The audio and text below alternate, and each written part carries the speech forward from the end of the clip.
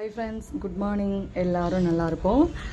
Happy Friday. அப்புறம் இந்த big டே வரலட்சுமி நோன்பு. நான் நேற்றையே அம்மனை அழைச்சிட்டு எங்கள் வீட்டு அம்மா இப்படி தான் இருக்காங்க. இவங்களுக்கு இன்னும் அலங்காரம் பண்ணணும். இப்போ நார்மலாக இருக்காங்க. பூஜை பண்ணும்போது பண்ணிக்கலாம் அப்படின்னு சொல்லிட்டு காலைல நெய்வேத்தியத்துக்கு மாதுளம்பழம் மட்டும் வச்சேன். என் அம்மாவுக்கு காலைல 5 மணிக்கெலாம் விளக்கேற்றிட்டேன், 4:45 விளக்கேற்றிட்டேன். அதனால் மாதுளம்பழம் வச்சுருக்கேன். அப்புறம் சக்கரை பொங்கல் செஞ்சு வச்சுருக்கேன்.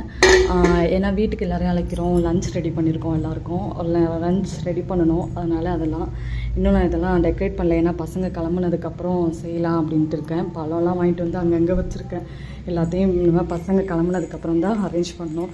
இப்போயே போட்டு வச்சா சின்ன பாப்பா எல்லாத்தையும் எடுத்துகிட்டு இருப்பாள். மார்னிங் டிஃபனும் லஞ்சும் எனக்கு இது தான்.